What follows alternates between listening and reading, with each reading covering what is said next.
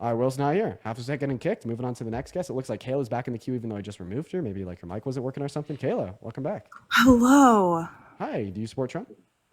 I do. Okay, Kayla, let's have a conversation. But before we do, I gotta give your lives. You're amazing. Thank you so much for the love, Keely. And then also Miles. Thank you so much for the $50 donation of Vivo. Everybody, show some love to Miles. That is MYLES. Miles says, my Saturday shifts are so long, but your debates and lives help make time fly. Appreciate it, brother. Dude, Miles, I'm glad that I could help. Honestly, when I'm cooking on these streams, my time is flying as well. So I really understand where you're coming from. But seriously, thank you so much for the $50 donation. That is nuts. And then, oh my God, Eric with the 75 donation on PayPal. Holy fuck, Eric. I want to see 1,000 W Erics and 1,000 W Miles Devil in that chat. Thank you, Eric. That is ERICK. Eric says, keep giving them hell, Dean. Eric, I will never stop. Thank you so much for the $75 donation. That is literally so much fucking money. Thank you, Eric and Miles. I mean, seriously, you guys are so incredibly kind. But Kayla, I apologize for keeping you waiting. W Eric, W Miles in that fucking chat right now. Kayla, take it away. Why do you support Trump? Well, I do for many reasons, to be honest. I'd say one of the main ones is that he kind of aligns with what I think the government should be like, mainly smaller government. Smaller government. Arguably, When I say coincidentally, that, I mean like lower arguably, taxes and things like that. okay. Hey, how much money do you make? Well, I guess that's intrusive. Do you make under $395,000 per year? Currently, I'm a college student, so my, I Great. guess you could Guess say what? occupation is a student. Guess what? So your purchasing power is going to go down because of his economic policy, meaning that you're effectively getting taxed more because of his tariffs. Tariffs are a regressive tax. They disproportionately impact you more the less money you make, as you spend a greater proportion of your income on things to live, regardless if it's a good that is directly impacted by the tariffs because it's made in another country, or goods made in America that are impacted by tariffs in a second-hand nature, since a lot of raw materials used to produce goods inside of this country are from outside of this country. So arguably, I mean, you're going to be paying a higher effective tax rate. And I mean, the Institution on Taxation and Economics agrees with me. They say every American making under $395,000 per year will be worse off with less purchasing power because of his economic policy. Interesting point there. I want to ask, why do you like support Kamala in that, like, or Come. in that way? Like, yeah, Yeah, like yeah, what would because she have done to make that better? for sure. Well, actually, maybe we could agree on this. You said that you want lower taxes for the average American.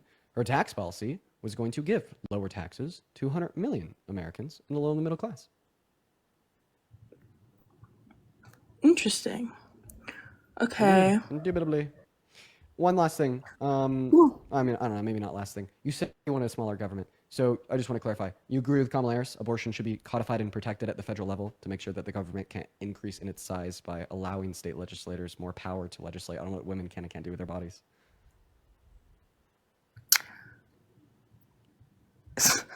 Um, and I don't think abortion should be illegal, if that's what you're asking.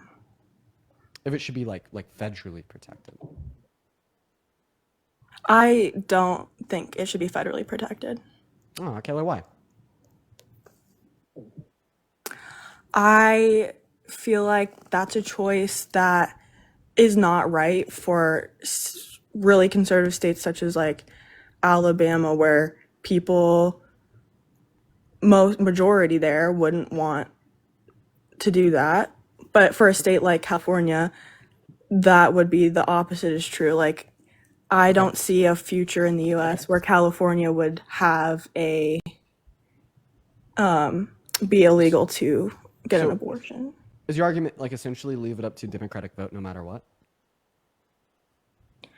Yeah. Well, because So I so so the so principle so is like so just we allow live me in to a finish free here. country. Yeah, yeah, yeah. Do you mind if I ask a follow-up question because you said yes to that one? So if everyone in Alabama wanted slavery back, would you be okay with that? Is that what we're talking about? Yeah, you said that it should be No, left up we're to talking about democratic vote no matter abortion. what. I don't like the way you That dodged was a that setup question, question. Kayla. Come on now. So you said that. How you is should, abortion you and should- slavery the same thing? Oh, for It's sure. Abortion about government. actually It's about bigger government. is Yeah, for sure. I'll more of I'll demonstrate the relevance. Don't worry, I got you, Kayla. Because you told us that it should be legislated on the state level because you think everything should be up to a democratic vote no matter what. So I'm actually disputing that underlying principle there. Once again, the principle that everything should be left up to a democratic vote no matter what. And the way that I'm disputing this principle is with the use of an analogy. The analogy being this following question. If everybody in Alabama wanted slavery back, would you be okay with that? no. So you don't think that everything should be left up to a democratic vote no matter what. And I'm going to kind of help you out on this next part because... We're talking about abortion. Right. So do you think that human rights should be protected by the federal government? Yeah. Can we agree it's like a violation of somebody's human rights to ingress or restrict their bodily autonomy unless you have really good reason to do so?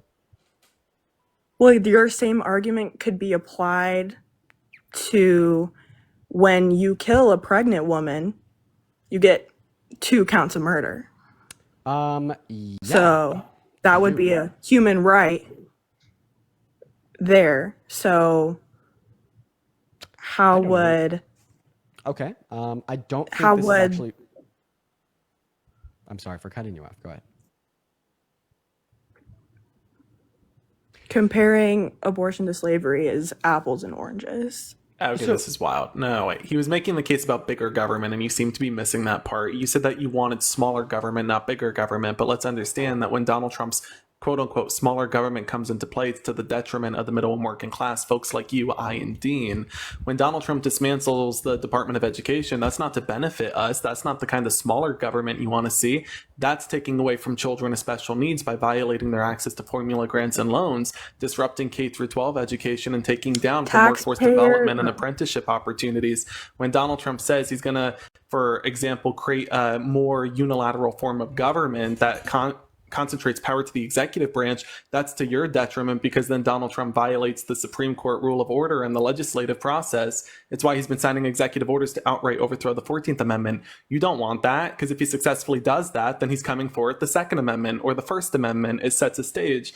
His vision of a smaller government is not to your benefit, it's to his benefit and the benefit of people like Elon Musk.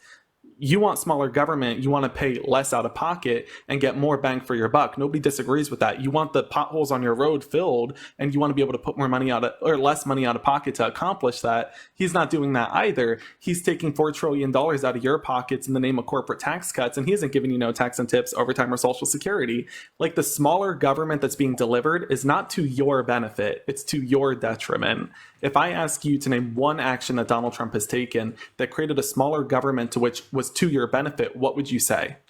Because let's think about it. We're in a situation right now where if you and I go to Texas, I get more freedom than you because of Donald Trump's smaller government. Well, that doesn't seem fair. If we go to Texas, you are going to be making less money than me due to a wage gap because of Donald Trump's smaller government. We'll be paying more out of pocket than billionaires because of Donald Trump's smaller government. We'll be getting less resources from our tax dollars because of Donald Trump's smaller government. So what benefit did you get out of it? Because all I'm seeing are losses for you and specifically, and me as well. Well, you brought up Department of Education and fixing the roads, things like that. I feel like the students, so Department of Education overall, big like federal organization. So what they decide for the entire United States may not be the best for certain areas. So my point in that is saying more things should be left up into the states because one student in, for example, California may need to learn different things based on their location than a student in New York. You're right and So I'm wrong. saying Like, we are wasting money by funding that Department of Education when it can be more localized. I hear you, but you got to take a step back and look at it from a broader perspective. The Department of Education is not solely for oversight on a curriculum. It's in part to fund or better fund states who can't balance a budget. Georgia can't balance a budget properly. Pennsylvania had an unconstitutional education system. So you take funds from the taxpayers of California and redistribute them to these other states, which California now has the fourth largest economy in the world, so they can afford to do that. Furthermore, and just to end on this, got to recognize as well that when you're taking away from formula's workforce development opportunities, what do? Where do they go? Do they need a privatized, institutionalized education? And if so, is that by a lottery or school voucher system? They don't have money to do that. Rural Americans are overwhelmingly impacted. These are questions you got to ask. The DOE is not responsible just for oversight on a curriculum. Hey, Kayla. Yes, Dean? Yeah, you're saying some Yes. crazy shit that I think I disagree with. You said that maybe there's something that kids in California need to learn that people in New York may not need to. What's something that school children in California need to learn that people in New York may not need to, or vice versa? Could you give me an example? It wasn't like I'm trying to bring a broader perspective where one thing locally may not be right for somebody else. You know what I'm like? Does that Yeah, make could you sense? give me What like I'm a trying to say. yeah, but just give me like a specific example. Because I don't agree. I don't know if I agree. I don't know. Can anybody think of anything that like kids somewhere in America Well, should like learn that my kids thoughts somewhere on else in that America are shouldn't learn? that Well, here's why you need the Department of Education. Perfect example. Funding was allocated to Pennsylvania, and that same funding was allocated to Oklahoma. I've gone through the budget and have spoke with analysts on the matter, as well as K through 12 educators. Oklahoma took the funding and tried to spend that as an expenditure on Bibles.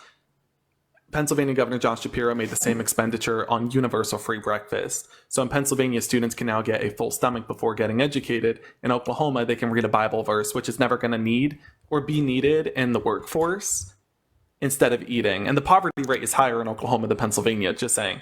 So, like, something to consider. That is where the Department of Education steps in and says, no, you're not making that expenditure on Bibles. That needs to be invested into the curriculum that's been approved by the education department, because you're never going to need the Bible in your work life, in your career. Like, Right. not everybody's Yeah. going to become a pastor. Yeah, I feel like ultimately speaking, like the federal Department of Education is just like an unbiased check and or balance to local and state school districts and school boards. And I could give you like an example of like how this played out in my own local community. So my high school wanted to build a new school. So they did a vote in the county, right, to give them and reward them $80 million in funding to build a completely new building. Okay. But, you know, the local school board had some biases with how much of that money they wanted to spend. They wanted to cut as many corners as possible, right? So they could have as much money left over as possible that they could then go back and spend. It turned out that one of the corners they cut was to build the women's locker room a little bit smaller than the men's locker room, and that was a Title V violation that was inevitably reported to whom? The Federal Board of Education. Okay, and the Federal Board of Education doesn't have those same biases towards this random school district on the western slope of Colorado having additional funding at the end of the year. So they were like, yeah, that's wrong. You guys need to fix this. Spend that damn money you were rewarded. We're going to check you and make sure that you're doing something good. Right. And that's why one of the many reasons why I think that the Federal Department of Education is so important is because they don't have the same biases that local school boards may have for their own self-interests. And it's Title IX, not Title V. Thank you, chat. I just feel like the government doesn't need to be allocating money to certain places when the states can do it themselves. The states don't have as much money as the federal government does, especially red states. Important again to note that funding that's coming from California, for example, with the fourth largest economy in the world, has been used time and again to bail out the education systems of states like Arkansas and Georgia. Right. That's why it's there.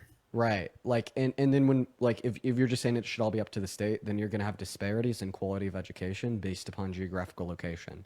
Like the Federal Department of Education bails out areas that don't have as much money to spend on education themselves. So that's why, like, for instance, federal funding accounts for like 7% of like total expenditure on education in California, but accounts for like 24% in Mississippi. Okay, it's essentially just trying to ensure that like students getting an education in Mississippi have the same quality of an education as students in California, even though California has more money to spend. Okay, it's like the difference between the amount of funding that California has to spend per student and Mississippi has to spend per student is essentially covered by the federal Department of Education, and that's very important.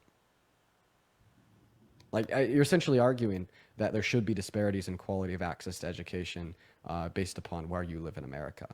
Also advocating for tax hikes, because in those rural communities that Dean spoke on, you're going to have higher taxes to make up the difference from the money that you're not receiving in bailouts from states like California. Yeah, so true, Johnny. That's absolutely right. Yeah, all of a sudden, Mississippi now doesn't have as much money to spend per student because they no longer have access to federal funding. So they turn around and they just tax, you know, their constituents, which have a lower per capita like annual income, more money. You're just advocating for more regressive taxes on disproportionately poor Americans. Less resources, more taxes. That's the Trump way. Damn, that's actually a really good argument, Johnny. Thank you. You know, fun fact, I am the youngest to win a Democratic nomination for a school board in the state of Pennsylvania. I study the school stuff. Dude, fire, Johnny. Thank you, sir. Oh, by the way, I got to get going. Kayla, it was nice to meet you. And Dean, thank you so much for having me up. But my dog is staring at me and it's time for his walkies here. So I hope you have a beautiful night, everybody. Johnny, thanks for popping up. Everybody show some love to Johnny down below in that chat. All right, Kayla. Well, is there anything else that you'd like to go over? I just had a question for you about Run it. your thoughts on... Oh, sorry. Actually, I'm about. But great talking.